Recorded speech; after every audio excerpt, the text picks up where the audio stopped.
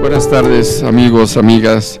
Bienvenidos al programa Conciencia en Desarrollo, transmitiendo directamente desde la señal de sabersinfin.com, Hemisferio MX e inteligenciasexual.com, desde la hermosa ciudad de Puebla. Hoy un día soleado, Puebla en la República Mexicana. Hoy lunes 14 de septiembre del 2015, en vísperas de un aniversario más, de un año más de la independencia de México, curiosamente teniendo como invitado a un doctor de la madre patria, el doctor David de la Oliva Granizo, que tiene un doctorado en psicopedagogía por la Universidad Autónoma de Madrid, y con el que hoy vamos a compartir uno de los temas más interesantes que he escuchado, hablar acerca de la psicología positiva. ¿No es así? Pues sí, aunque a veces eso de psicología positiva, ser positivo, suena como un marco muy poco serio, muy poco científico, pero como vamos a desarrollar hoy, realmente es un marco sustentado experimentalmente de manera muy fuerte por toda la psicología norteamericana. Ok. Antes de entrar en materia y abordar el tema, me gustaría que nos compartieras qué haces tan lejos de tu hogar. ¿Cómo es que llegaste a México? Y específicamente a la ciudad de Puebla, para que te conozcan un poco más las personas que nos están escuchando? Bueno, pues yo era profesor de la Universidad Autónoma de Madrid, también trabajaba para el Ayuntamiento de Madrid en España, y un buen día me llegó un correo electrónico que me cambió la vida. Y en el correo era una invitación para que jóvenes, doctores, hiciéramos un año o 2 años de convivencia en una universidad mexicana. Muy bien. Entonces, pues a mí me gusta mucho viajar, es un tema que también podríamos hablar algún día, el desarrollo a través de los viajes, ¿no? Y dije, pues me voy a apuntar. Y me apunté, me llamaron, me ofrecieron varias universidades, y de las que me ofrecieron había una que tenía un perfil que era muy parecido a mi especialidad, la UPAEP, y entonces decidí venir acá. Esto ya hace 10 años. 10 años, wow, qué rápido. Ya se complicó o no sabemos muy bien qué pasó, pero ya definitivamente estoy aquí trabajando en la Facultad de Psicología de la UAP, muy contento y muy feliz de estar en una ciudad tan bonita. ¿Y cuál es tu experiencia de México? ¿Cómo te sientes aquí viviendo? Pues me siento bien. Sí es cierto que tenemos en México un grave problema de seguridad, ¿no? Y que, bueno, yo tengo una hija y que uno siempre está un poquito sufriendo por eso, ¿no? Pero en general me siento muy, muy feliz, muy a gusto, muy realizado, porque siento que México es un país que no ha llegado a su techo de desarrollo. En cambio, en Europa, pues ya digamos que no se puede uno desarrollar más, que ya se ha llegado a un límite, ¿no? Entonces, la verdad es que me siento muy feliz. El clima de Puebla es un clima muy agradable. Y la ciudad es tranquila. Entonces, bueno, pues mi plan de vida es quedarme a vivir en México y España ir de vacaciones. Al revés de lo que yo pensaba. Hacer un cambio. Sí. Total. Quiero compartir con las radioescuchas una anécdota que comenta David cuando lo escuché alguna vez en un congreso, que le preguntaban, como él viene de España, que por qué habían puesto encima de la pirámide de Cholula una iglesia. Y les contestó, dice, yo no sé, yo acabo de llegar. Algo que me pareció muy ocurrente, pues sí, no, lógicamente. Bueno, pues vamos a entrar en materia, la psicología positiva. ¿De dónde surge el término? Porque como te decía antes de entrar al aire, yo tengo la idea de que la psicología es una ciencia que se especializa en componer a las personas, es decir, en ajustarles alguna situación, algún problema, no tanto que tenga que ver con situaciones positivas, sino más bien con arreglar las negativas. Pero este término de psicología positiva, ¿dónde surge y quiénes son los autores que más la comentan? Bueno, todo surge con Martin Seligman, un gran investigador desde hace más de 30, 40 años. Él ya hace 30, 40 años era un investigador reconocido. Pero a veces las cosas surgen de las cosas más sencillas. Él estaba hablando con una de sus hijas de 5 años y su hija le dice: papá, yo acabo de cumplir 5 años y reconozco que desde los 3 a los 5 he sido una llorona, pero yo he hecho un gran esfuerzo y ahora soy una niña feliz, y si yo he podido dejar de ser una llorona, tú puedes dejar de ser un cascarrabias. ¿No? Seligman se quedó muy sorprendido porque efectivamente él había dedicado mucho tiempo de su vida a estudiar el tema de la depresión. Pero últimamente estaba estudiando ya temas más positivos, temas del optimismo, etcétera, etcétera. Pero sí se dio cuenta que realmente su humor no era especialmente bueno.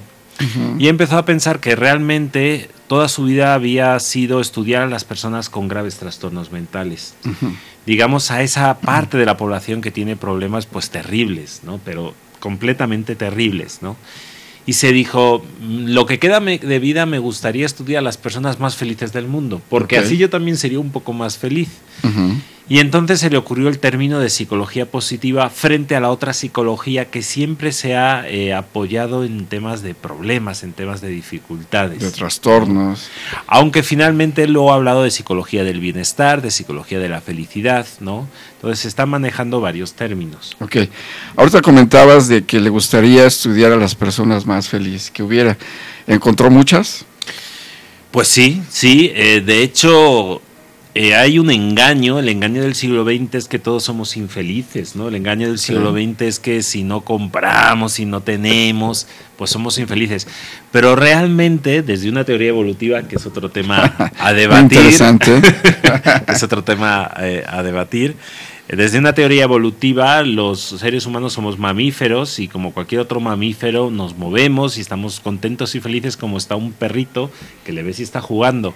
Entonces, realmente, cuando se han hecho encuestas sobre felicidad, se ha encontrado que la mayoría de las personas señalan estar en un nivel de felicidad normal, óptimo, ¿no? Y también hay gente que dice estar muy, muy, muy feliz. Entonces se han hecho diferentes instrumentos psicométricos para estudiar los niveles de felicidad de los seres humanos. Se han aplicado esos instrumentos y se ha tratado de buscar las personas más felices. Un 10% de la población más o menos dice estar en unos niveles de felicidad, por ejemplo, de 0 a 10 en el 10. Wow. ¿No? Evidentemente, no solo se han utilizado instrumentos cuantitativos, sino instrumentos cualitativos, haciendo una entrevista. Son personas muy creativas, muy exitosas, personas muy espirituales. Ya se han determinado las características de estas personas, que son muy felices, ¿no? Ya se han hecho varios estudios al respecto. Entonces, sí, realmente podemos decir que el 80% de la población mundial es feliz, y dentro de ese 80% hay como un 10-15% que es muy, muy, muy feliz, independientemente de su dinero. Ese es otro de los descubrimientos, que el dinero sí es importante, pero desde luego no es tan importante para ser feliz. No es determinante en la cuestión de la felicidad. No, realmente no. Entonces surge, o viene a mi mente, uno de los... estaba escuchando que la Organización Mundial de la Salud determinó que para el año 2020 más o menos, mucha parte de la población va a tener o padecer algunos trastornos de tipo ansiedad, de tipo depresión, inclusive que va a ser una de las causas o de las enfermedades número 1. Entonces, ¿cómo cuadra este concepto de que hay muchas de las personas viven en estados de felicidad y sin embargo muchas otras están padeciendo este tipo de trastornos? Pues evidentemente hay muchas personas. Hi, I'm Manon. I'm the product manager for the Seaboard Ride from a company called Roadie from East London. ¿Qué es la felicidad y qué estrategias utilizar para mejorar su felicidad? Sí hay personas que se sienten mal, pero no son tantas como pensábamos. Son a lo mejor un 10-15% de la población, que claro, en millones son muchas. Sí. Y luego hay muchas personas que realmente son felices, pero creen que son infelices, porque sus expectativas son tan altas. En términos casi de broma diríamos que lo que les pasa es que no saben lo que les pasa. Es decir, no les pasa nada, pero creen que les pasa algo, ¿no? O sea, ellos mismos se están haciendo un caos mental, ¿no? Es decir, las circunstancias a su alrededor son favorables, la vida que llevan es adecuada, sin embargo, el estar pensando es lo que puede producir un cierto tipo de infelicidad o de no suficiente bienestar o alegría.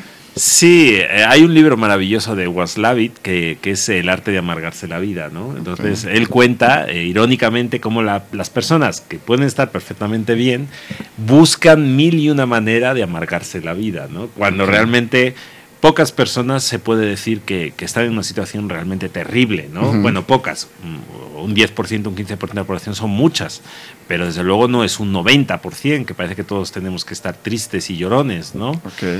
Sí, porque el objetivo de este programa, entre otros muchos, es compartir con las personas conocimientos, datos, información que puedan aplicar en su vida para precisamente lograr una mejora en su calidad, en su desempeño, en su estado de satisfacción y de felicidad. Entonces, hablar de, tú mencionabas que hay ciertas características que se han encontrado en las personas que tienen un mayor grado de felicidad.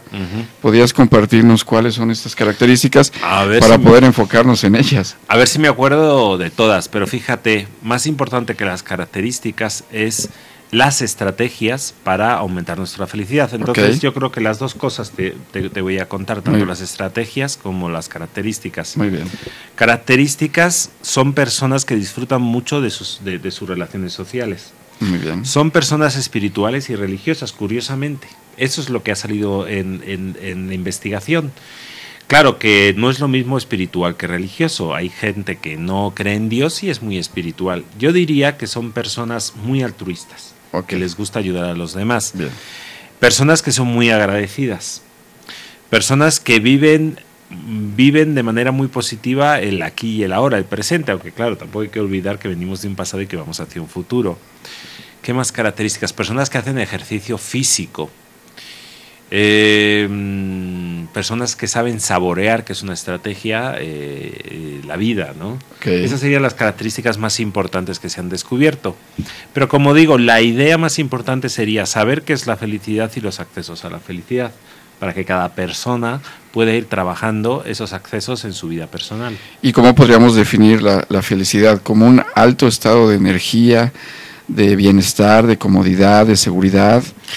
Curiosamente no. Muy bien. Curiosamente no. Curiosamente hay que diferenciar entre emoción y sentimiento. Bien. Las emociones son intensas pero breves, como por ejemplo el enamoramiento. En cambio el amor es menos intenso pero más estable, ¿no? Y duradero, claro. Hay personas que confunden emoción y sentimiento y eso lleva a tomar muy malas decisiones en la vida. Pero la felicidad, yo diría que no es una emoción, varios investigadores lo dicen, es un sentimiento, es decir, es una sensación estable a lo largo del tiempo de que tu vida es buena, de que tu vida merece la pena, ¿no? Pero es un sentimiento, ¿no?, estable. El estar muy contentos o con mucha energía es otra situación que puede estar relacionada con felicidad. La alegría, el éxtasis puede estar relacionado con felicidad, pero la felicidad no es algo tan intenso, tan happy como piensa la gente, ¿no? Es más bien un estado profundo de que la vida merece la pena a pesar de los golpes que a veces recibimos, ¿no? La muerte de un ser querido.